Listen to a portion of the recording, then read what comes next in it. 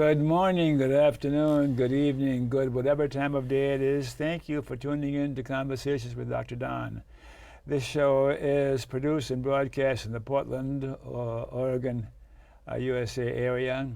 And for your first-time viewers, Conversations with Dr. Don is an ongoing series of one-hour standalone talk shows where I interview interesting people like most of you out there about who they are as unique, one-of-a-kind individuals and about whatever it is that we're going to talk about tonight. And the title is kind of confusing. The title of the show that you saw on the screen is Healthcare as a Human Right, but it turns out my guests want to talk about TPP, the Trans-Pacific Partnership. And then we've got a sign here that talks about TPP, so it looks like we're going to talk about TPP and a little about healthcare as a human right. As you viewers out there know, the show goes in two major segments. The first segment is what I call the bio segment, where I talk to my guests about who they are personally, so that you have an idea where they're coming from when they talk about what we'll be talking about in the second half of the show, which will be about healthcare as a human right and the Trans-Pacific Partnership. And our guest tonight is an old friend of mine, as you guys know, David Delk, who's been on 1,000 times. And is always welcome back again because he's delightful to have as a guest and as a personal friend. Oh, thank you. We have lots of other connections too. And his friend is Benjamin Gerritz, is that right? Yeah, that's right on the money. And David was talking about how bright you are and what a great guest you are till he convinced me to have you on.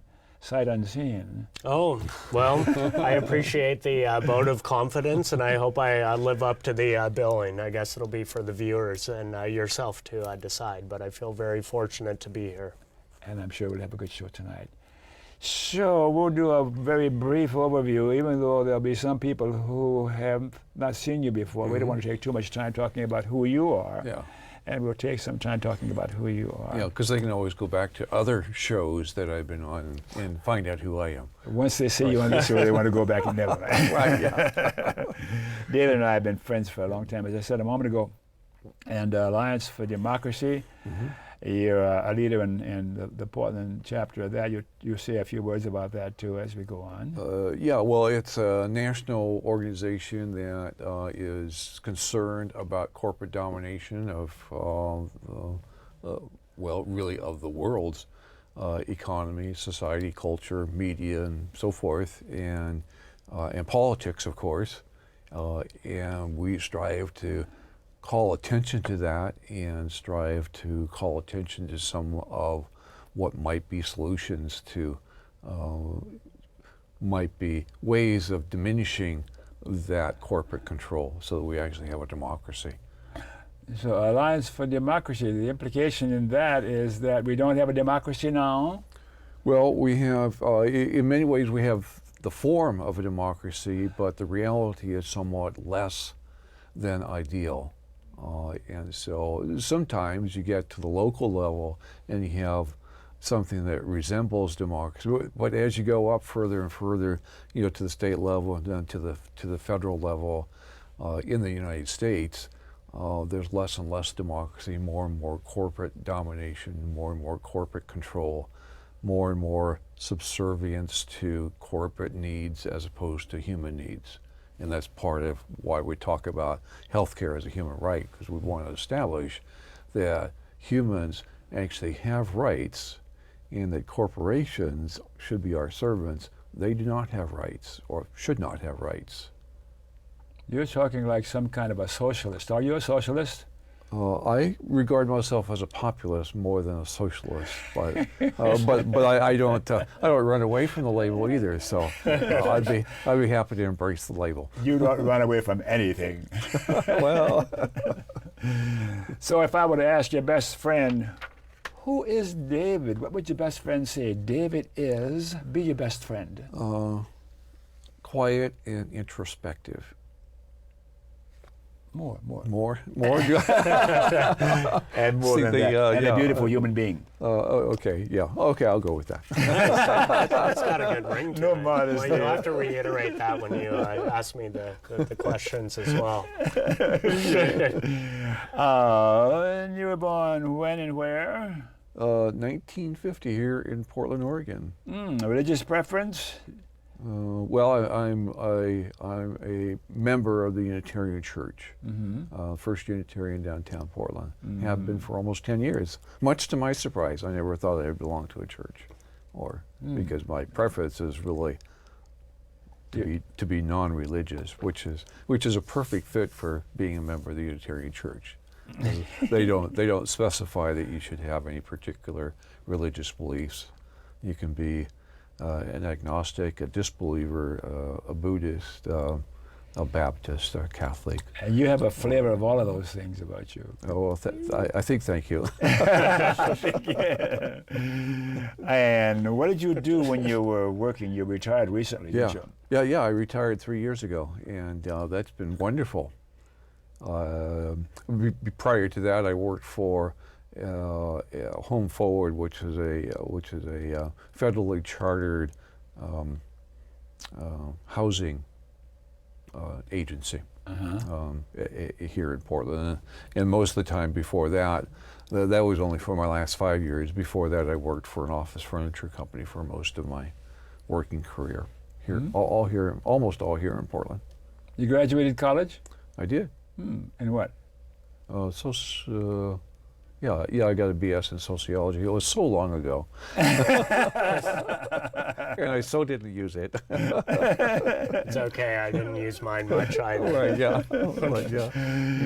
But I had wanted to be a teacher, and when I graduated, I wanted to teach like American Problems at high school.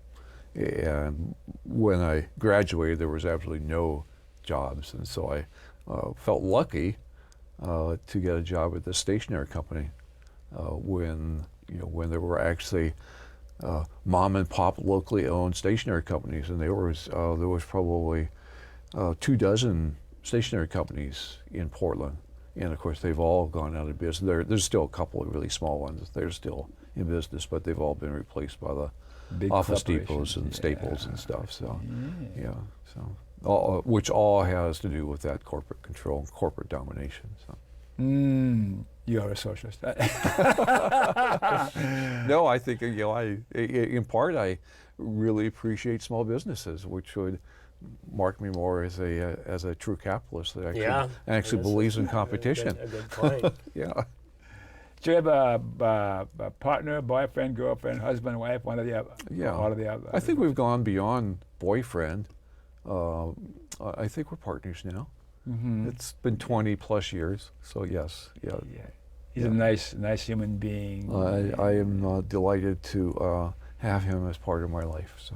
Yeah. And are you a Trump supporter? Are you a Tea Partier, left or right?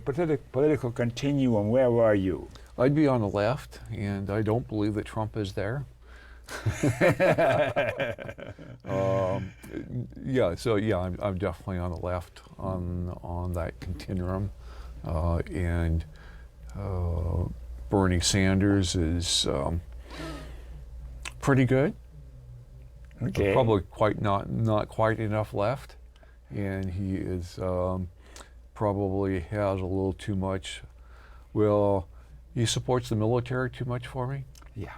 And that's a big problem. Unfortunately, it's not something that's being talked about. And if he were elected, we would have to deal with that. And unfortunately, I think that if he were elected, we have the same situation we had with Obama, is that the left would be so grateful to have someone that looks kind of like them that they would never challenge. That's really a bad place to be. Maybe Ben would challenge him, but you and I wouldn't. Yeah, Ben would challenge him. He's younger than we are. We'll see. Stay tuned. Oh, last question for you so we can allow enough time for Ben. Is it okay to call you Ben? Yeah, absolutely. Call me Don or Dr. Don, either one or the other. Persons from the past, one or two names come to mind. Anybody alive today that you admire or look up to? Any heroes? Well, let's see. I think that the last time I was on, you asked me that, and I said Martin Luther King Jr., and I would still mention his name. Another one would be Lloyd Marbett. here in Oregon, who I know has been on this program. A number of times. Yeah, Beautiful, and, beautiful human being, and I use that word carefully. Yeah, and an activist from going back the into get-go. the 70s, anti-nuclear originally, and still. Google Lloyd Marbett, quite a delightful, interesting human being. One of the reasons I like him is because I'm a theater person, and he's got this deep, rich baritone. Oh yeah, oh yes, right, yeah. So Lloyd, we're talking about you, and we'll see you soon. So let's move on to Ben and see what we can ask him.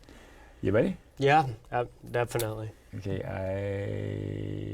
I'll ask you a different trick question when you least expect it, okay? Okay, that sounds good. And Fair enough. When and where were you born? I'm actually a native Portlander myself as well. I was born in 1978 at Emmanuel Hospital off of I-5 in Northeast Portland. Oh, yeah.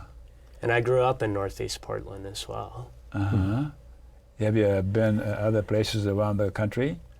I'm often referred to as an individual who doesn't get out much, and maybe that just means that I'm really busy with the various things that I'm involved with here locally.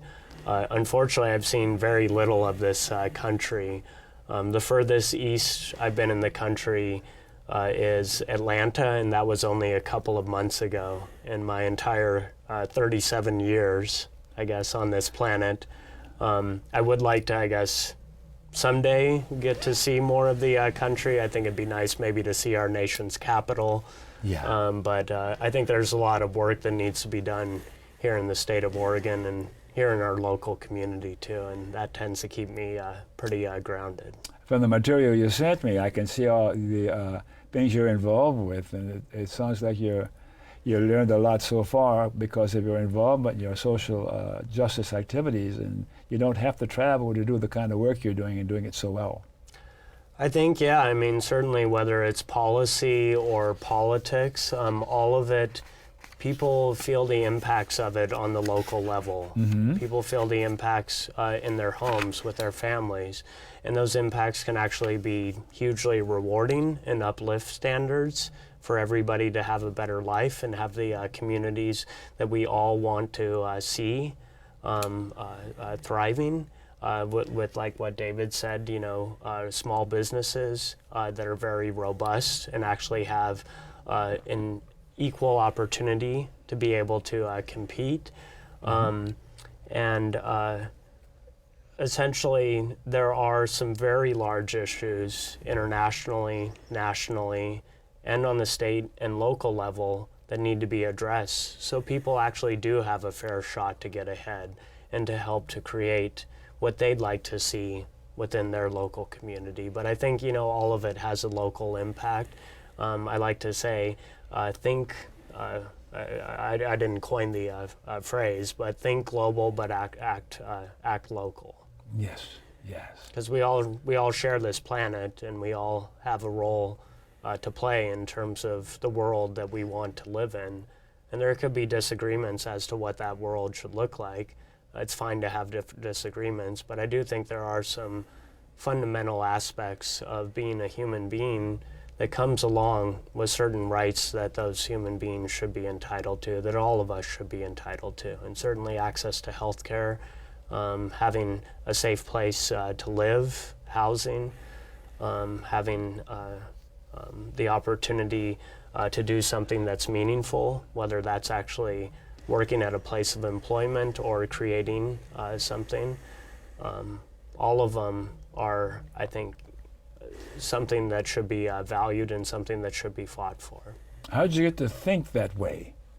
You look pretty young to think so profoundly. Where'd you get it from, your mom, your dad, or what? That's a really good question. I would say I owe a lot of it to my mother. My mother was a dedicated public school teacher in the David Douglas School District in Southeast Portland for over 40 years of her life. And when I was a kid, my mother, she was adamant about being teaching us the importance of civic engagement. So when she would go out to canvass for like a ballot measure, a ballot measure that maybe could have helped with bringing more funding into our schools, an issue that unfortunately continues to go woefully unaddressed with Oregon schools not receiving the adequate levels of funding that they should. But she would take me alongside with her, walking the sidewalks and knocking the doors and talking with our neighbors about issues like why access to education needs to be something that we're supporting collectively as a community. And you saw her doing this? Well, yeah, and yeah, I was walking right alongside her, so a lot of the people would ask me questions about what I thought, my experience was going to school as a youth, and I think some of the other things that maybe have shaped my maybe worldview are events that can be seen as being challenging. Certainly when I was diagnosed HIV positive, it was a very challenging moment to receive news of this diagnosis, a chronic health condition that I'll have for the rest of my life. Yes. But the flip side of the challenges that come along with that is I think that it helps inform me how blessed I am to live the life that I have, thanks in large part to a lot of activists and advocates that came before me that would ensure that I would have the opportunity to live and to contribute back to my community. And so I definitely don't want to take any of the days that I have. I hope that there are a lot of days and I get to be old and gray. We'll see whether that's in the cards or not. In the interim, I'm going to do as much as I possibly can every day to help uplift standards for people in our community. And it looks like you're doing that. Oh, well, thank you. I definitely try. Since It's a you're labor talking- of love. Yeah, since you're talking about when you were born and that sort of a thing, I have a trick question for you right now. You ready? Mm-hmm. Why were you born? Oh, boy, that's an excellent question. Everyone was Yeah. I think my mother would probably say to be an advocate for those who need their voice uplifted the most. Where's your mother today? My mother is actually, she's enjoying retirement. What meager, I guess, retirement she receives, having dedicated her life as a public school teacher. Yeah. But retirement is maybe a loose use of the word because she is so passionate about education that she volunteers multiple times a week, going back into the classrooms in David Douglas School District in various schools within the district to help support the teachers, knowing that the teachers are working as hard as they possibly can and they're vastly under-resourced in terms of not having any funding to be able to teach the kids who need an education. This is our state's future. We need to be doing more to make that investment. How can we do more? It might be a little bit off topic, but I am actively involved with a campaign called A Better Oregon. And what A Better Oregon does is it seeks to actually promote opportunities for bringing in funding to support critical public services like our healthcare, our education. Oregon ranks 48th in the country in terms of state funding for K through 12 schools. We're 47th when it comes to higher It's ed. outrageous. Our public health infrastructure is 47th out of 50th. We just narrowly missed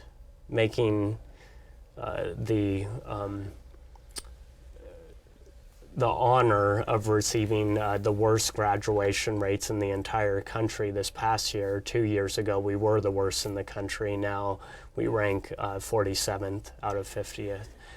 And the reason that all of those things have happened is there's been a gaming that has happened of our state for far too long, and that's gone unaddressed. And the gaming is our tax structure, where these massive multinational corporations that are making billions in dollars in profit are oftentimes not paying anything in taxes to support our state, to support our kids, to support our schools, Yes. our seniors who need access to health care, and that's just not right. The common Oregonian, myself, the two of you at this table, we are bearing a huge burden of having to carry the load to support these critical services. And in the meantime, multinational corporations are paying at most $150 a year. I don't know, what do you think about paying $150 a year on your taxes? Mine are quite a bit more than $150 a year, and I'm not registering multi-billion dollar profits annually and walking away with my golden parachute into retirement. So what a better Oregon would do is it would raise the minimum corporate tax rate 2.5%, a very small amount, but would actually have a significant impact in terms of addressing the lack of funds for critical public services throughout our state. And so we're going to be going to the ballot with that next year. We're in the process of gathering petition signatures right now. We'll definitely qualify for the ballot, and I hope everybody that's viewing at home will join in support to stop this gaming and actually decide, yeah, we got to bring in this support for our kids and seniors. I think you need to bypass city council and run for governor. Oh, well, I definitely, I appreciate Governor Brown's leadership, and with her identifying, I guess, as the LGBTQ governor, the only one that's seated currently throughout the country, Yeah. I have a little bit of, I guess, a personal affinity to that as well. Of course. Boy, we don't need you anymore. No, we need no, a couple of hours just for Ben and I. Just delightful so far. We're going to move along a little bit here so we can have enough time to talk about the subjects we're interested in talking about. Your education. You finished college? I did, yeah. I'm a proud U of O alumni. Go Ducks. I was class of 2000. The class of the millennium. Not for me to say whether I live up to the billing of being the class of the millennium. What'd you take your degree in? And yeah, very similar, I guess, to David's response on this one. I was, surprisingly enough, a double major in business administration and German. For some reason, when I was young, I had this notion that I was going to be working in international business. And actually, after I graduated college, I worked in the private sector for 9 years. It was an interesting experience, I guess, working within that field and identifying that that definitely was not a field that I was passionate about. Sure. And so now I get the good fortune of working as a case manager supporting people who are also living with HIV in our community. Supporting them with accessing housing, accessing health care, essentially meeting basic needs. You're a born-again do-gooder, aren't you? I think that my challenges that I experienced in working in the private sector definitely helped informed where I am today. Yeah. A religious preference? I was raised Catholic. I don't currently practice. I wouldn't say that I ascribe to any particular denomination. I am an ardent supporter, though, of people having the right to practice the faith that they think is important to them, whether that's spirituality, atheism, to Catholicism, or whichever it might be. What do you mean by spirituality? I'm just so fascinated by you. We can spend the hour, if I may. Just a brief word about spirituality. What does that mean to you? My husband, he listens to these motivational talks from somebody. She refers to herself as being Ramtha. And it's a very spiritual approach to looking at the universe and the interconnection between everything that's in the universe and us as human beings.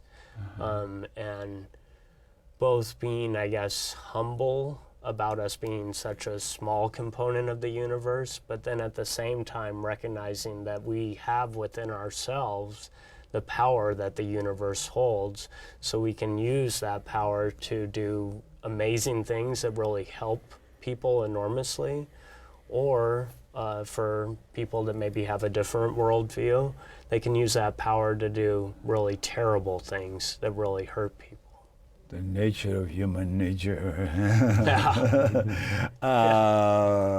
Okay, and you mentioned your husband and your political persuasion. Did you support Sarah Palin when she was running? I didn't. No, I would definitely say that I'm in the same column as David. My approach to politics and policy is that any policy that uplifts standards for working families is something that should be supported, and any policy that makes it harder for people to get ahead should not be supported. And I would like to think, I guess, that all candidates, that's a pretty cut and dry way to look at things, but I think we all know, I guess, that there's other influences that are sometimes at play. Yeah. Heroes, people you look up to, alive today or dead. Any names come to mind of heroes or people you particularly admire? Well, I mean, I definitely, I would respond very similar to what David said, and Martin Luther King. Certainly Rosa Parks, I would say as well. Perhaps Harvey Milk, individuals who saw that there was enormous injustices and said, I've had enough.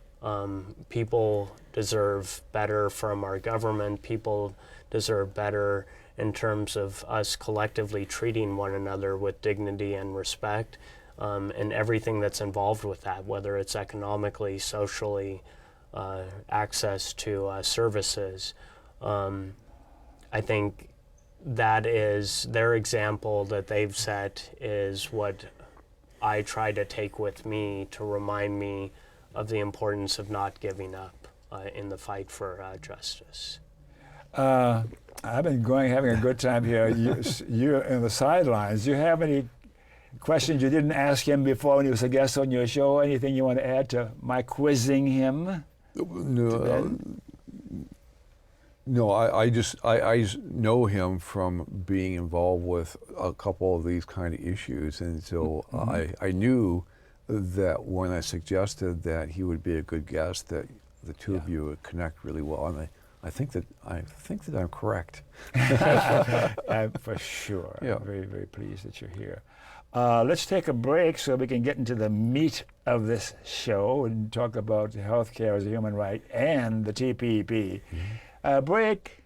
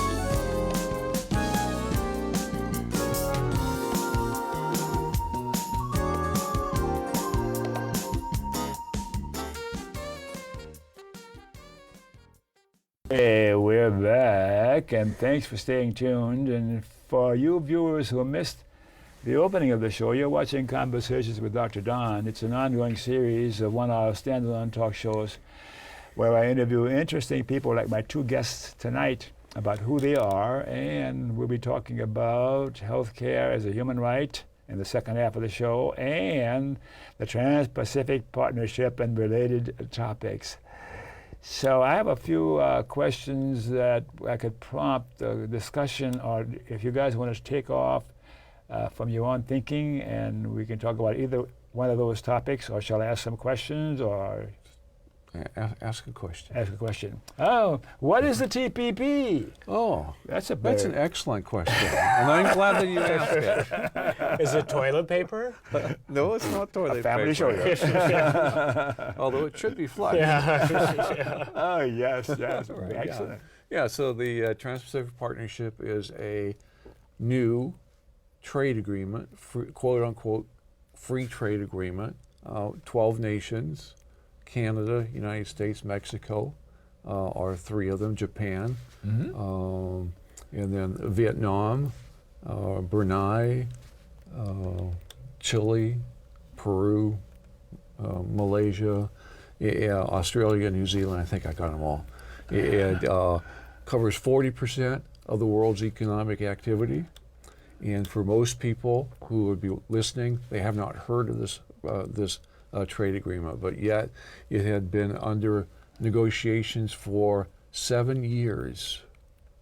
And it just got finalized, just October 5th. It was finalized at last. It's still the big secret as to what's in the agreement. And officially right now, the administration or the people that negotiated this are scrubbing it, which doesn't sound good.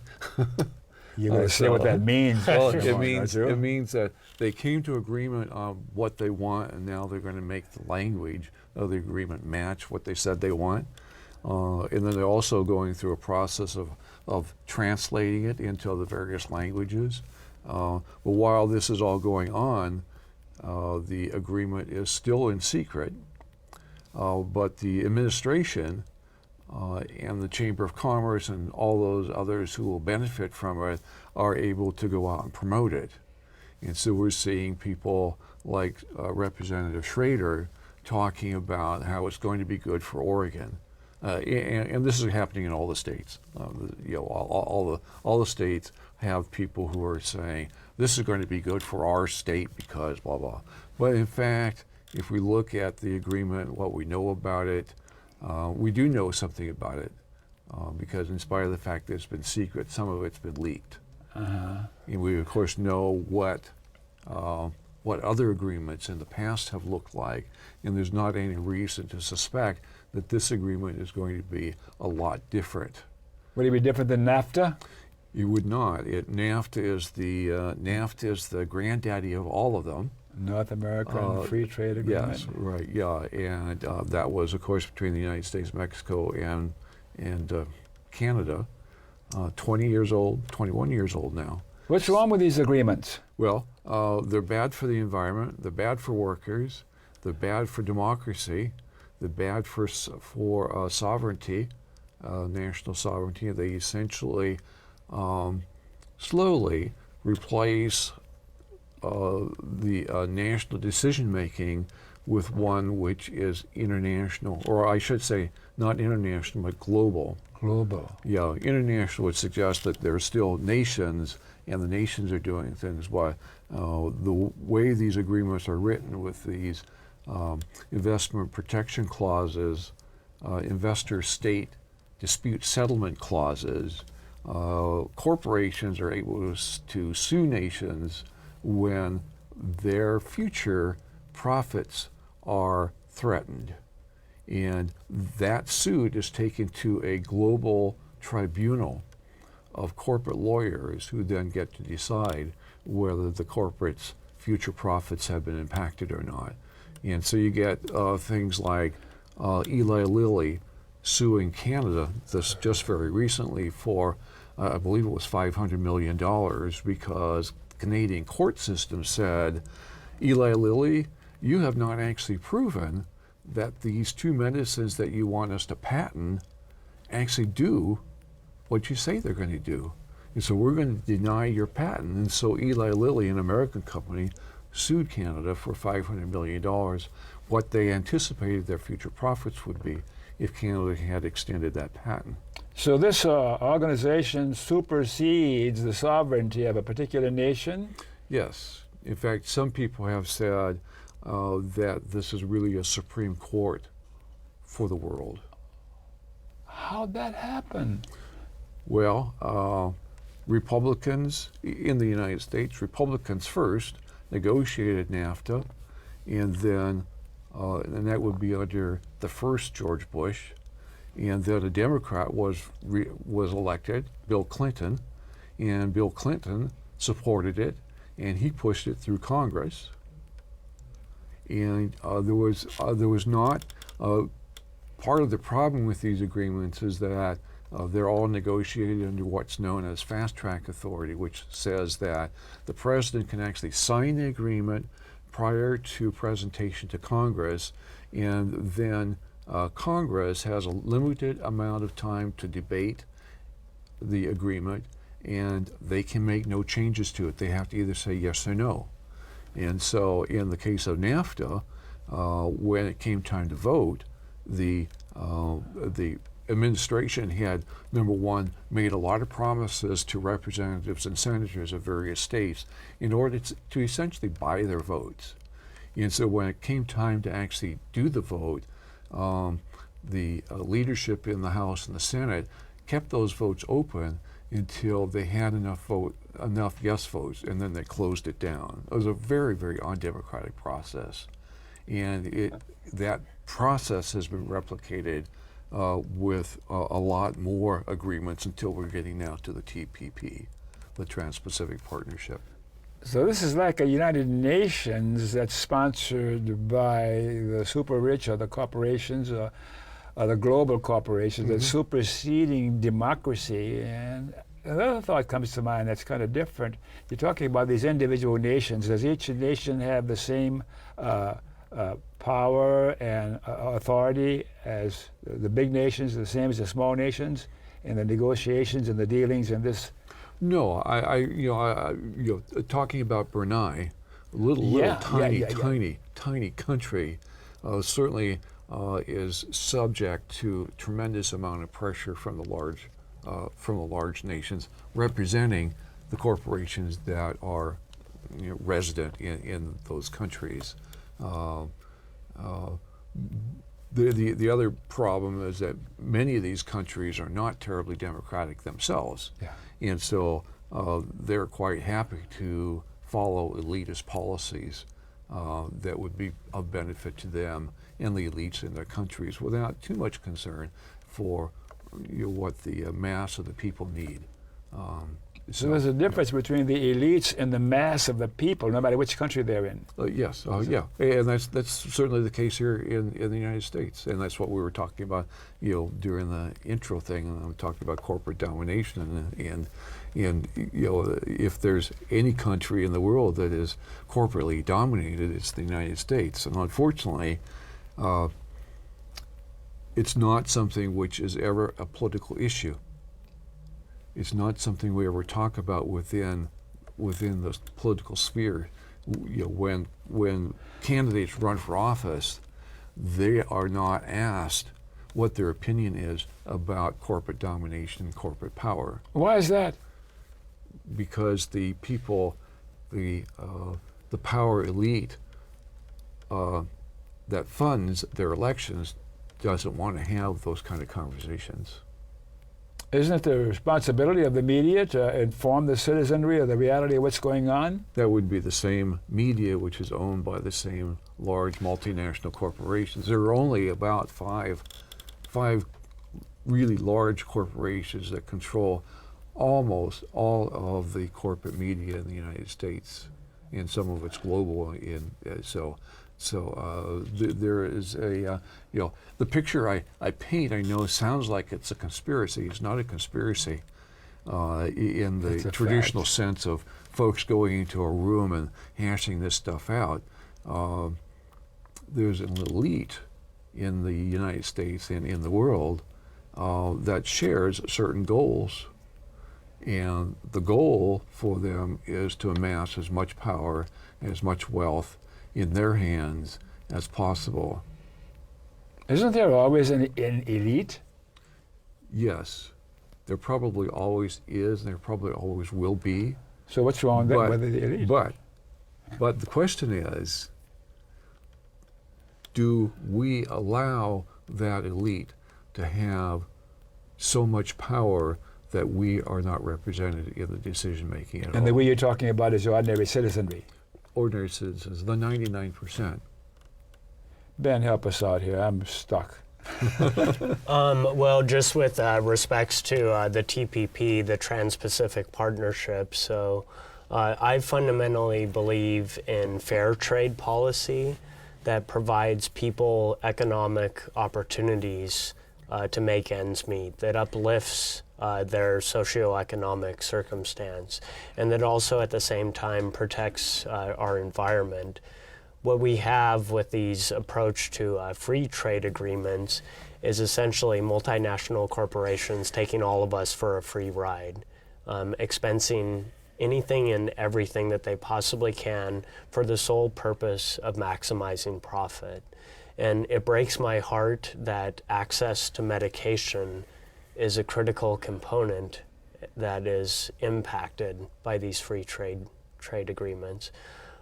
David mentioned the situation with NAFTA in Eli Lilly suing the country of Canada and their publicly funded healthcare up north because Eli Lilly was able to convince the FDA to extend out a patent on 2 of their medications. Well, Canada said, the FDA, you might want to reconsider because Eli Lilly doesn't seem to have proven anything in terms of changing this medication substantially, and we're going to go and purchase generic But they managed to medications. extend their control and monopoly on the cost of it. Mm-hmm.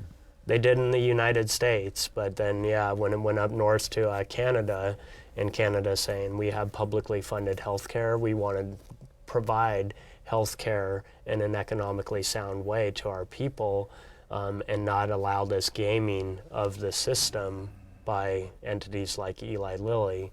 Well, when Canada tried to do that, yeah, they were faced with a massive lawsuit under the terms of NAFTA, which the country of Canada signed on to under significant pressure by the U.S.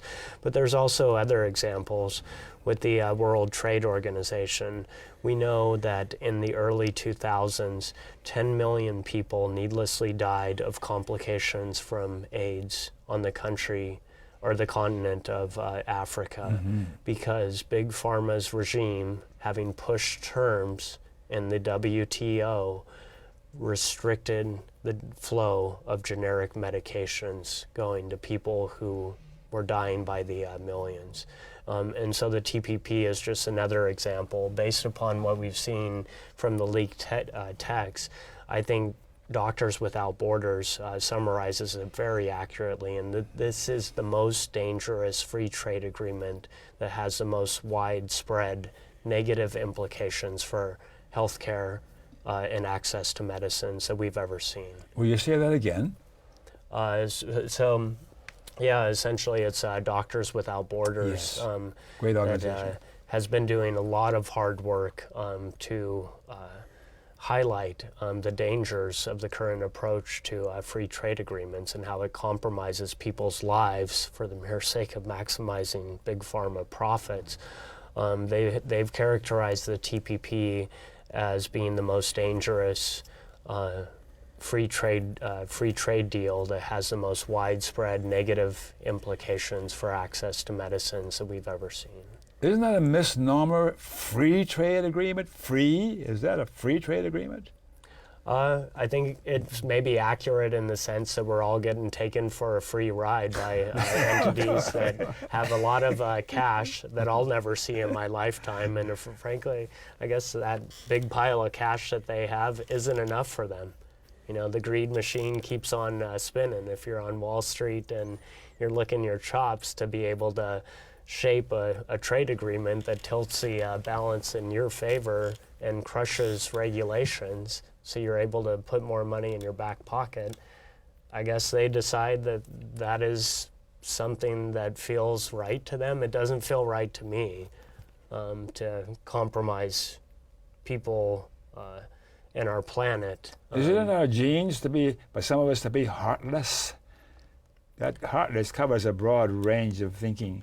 But it sounds like people who have such control of the fate of human beings, and perhaps even human beings on the planet, have no compassion, no concern about fellow human beings. What's happening here? I think, yeah, I mean, certainly there are examples of evil in the world today. I mean, there was examples of evil in the past, certainly like Adolf Hitler, I think most people would say had substantial evil inherent in him. I'm hopeful that even people that may view the decisions that they make without realizing the consequences could be amendable to changing their perception if only they listen to the voices of the people. And I think it depends on who is sitting at the table. So if I'm sitting at the table and it's only multinational corporation CEOs that are at the table with me, obviously I'm going to have a different perspective versus if it's maybe people who are houseless, people who are struggling with meeting their basic needs for their families. My perspective is likely going to be a lot different in terms of deciding on what is and what's not valued in shaping trade policy. Who owns the table that we're sitting at? How come, how come we don't have more Benjamins sitting at those tables? I definitely don't think that I would receive a invitation to join the table. Maybe if I had a gazillion dollars, perhaps I'd get an invite. Yeah, despite the public not knowing what's in the terms of the Trans-Pacific Partnership, we do know who is at the table shaping the terms, who has full access to the text of the trade deal, and who has always had full access for the past 7 years that it's been under negotiation. And it's a who's who of multinational corporate America. And very similar to the approach of NAFTA before, 21 years ago, there's some people who are saying that the TPP is this incredibly progressive trade deal, that it's different than NAFTA and it won't repeat the same mistakes. I would be somewhat willing, I guess, to listen to that, but the fact of the matter is the entities that were at the table and wrote the terms of NAFTA are the same entities that are at the table and writing the TPP. So one would assume that it's maybe the act of a fool to keep on making the same decisions, approaching it the same over and over again, and hoping for a different outcome.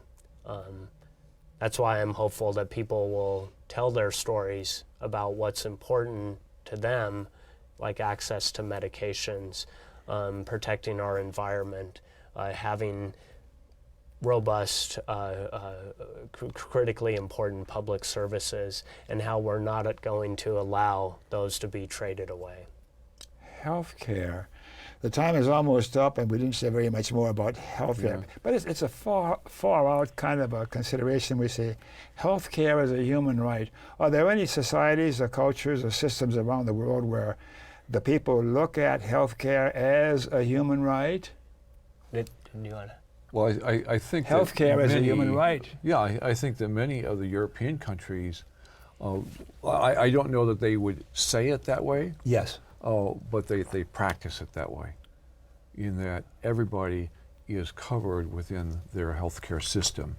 And the healthcare system is dedicated to providing affordable and universal healthcare to everybody without the profit motive of the private insurance companies that we have here in the United States. So yes, there are countries that do view it. And I'm going to guess, and again, I don't know, you may know, I'm going to guess there probably are some countries that actually have it in their constitution or their founding documents that healthcare is one of the things that people have a right to. Why don't we have that in this country, healthcare? We don't behave as though we see healthcare as a human right, where every human being who's an American is entitled to healthcare from cradle to grave. Yeah. Why don't we have that?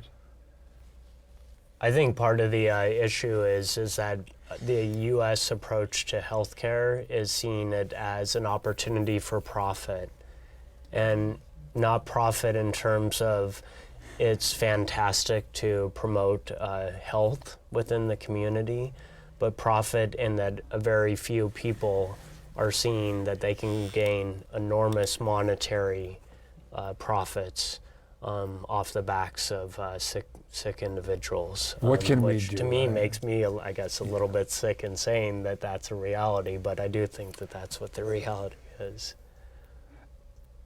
What can ordinary citizens like us do, even locally in Oregon and Portland? What can we do that we're not doing now? Well, there are a number of organizations which actually do promote universal single-payer health care. Yes. And so here in Oregon, we have Healthcare for All Oregon is the organization that's doing that. They're very active in the Portland area and throughout the state. And so connecting to them would be really excellent. And you have on your screen, you have both my email address has been there and Benjamin's. You can contact either one of us. Benjamin is the vice president of the organization here in Oregon. I've been very active in it.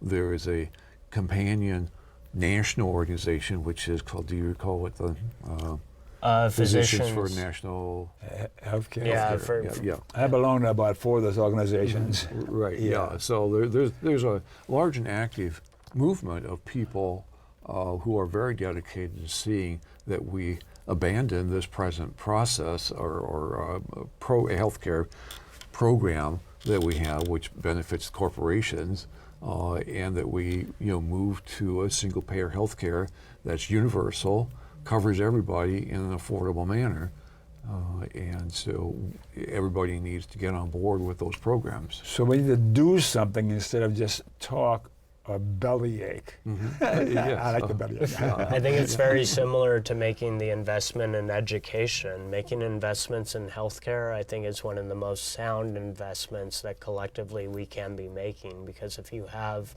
a healthy workforce, then inevitably you're going to have a productive workforce, and hopefully that workforce is also educated because our schools are thriving because we're supporting them as well. Making a face because education, what does that really mean?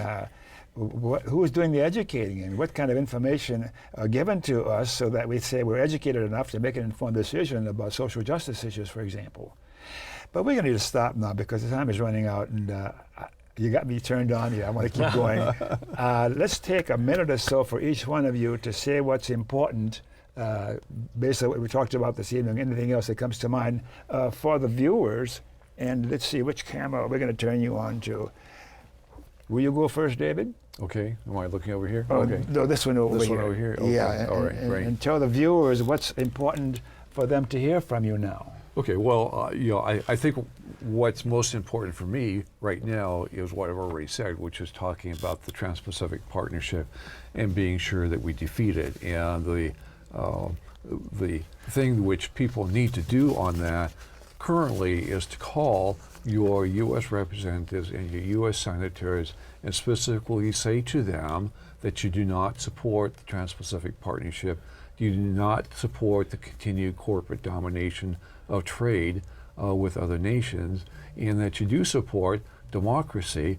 And when you have trade agreements like the Trans-Pacific Partnership or NAFTA, these other agreements that have investor state protection clauses in them, that they undermine democracy, and that's not a satisfactory position for them. Benjamin, it's your turn. Tell the viewers what they need to hear from you. Well, I would just say thank you for tuning into this broadcast, and I would continue tuning in and continue to be involved in your local community in a way that's meaningful to you. Certainly, if you'd like to be involved with creating an equitable universal healthcare system, I'd be happy to hear from you. I am the Vice President of Healthcare for All Oregon. If you're interested in working to promote fair trade, certainly not the current approach of free trade, I'd be happy to speak with you, and David would be too. There's any number of issues that collectively we can be working on. Whichever one is important to you, call to action moment, go out there and make it happen. All right, so we're running out of time, but I want to read my latest effort at poetry. It's entitled Baron's Smile. I wrote this on October 20th, and it takes a minute or so to read it, so bear with me. Feeling kind of stroke deprived, I'd often wander up the street to Barron's to dependably replenish my stroke supply. 3 houses up the street, lying in his human's driveway, he'd sense my presence, look up, half growl, whine, and smile.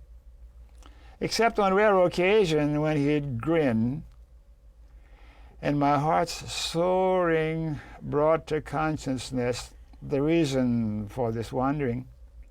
And last week, Baron died quietly in his sleep. And at least once a day since, I wander up the street supposedly to visit Baron's human, despite knowing that Baron is gone and that Scott is quietly grieving his loss. I grieve losing Baron and am missing his smile, but the memory of his grin will last forever in my stroke bank to draw upon on those rare occasions when all seems cloudy and gray, and they can't take that away from me. I'll miss you, Baron. Thanks for watching. Remember KFC, not Kentucky Fried Chicken, Dr. Don's KFC. Kind, friendly, and charitable. Be kind, be friendly, and be charitable to you too, and you too, and you too, nurse. Thanks again for watching.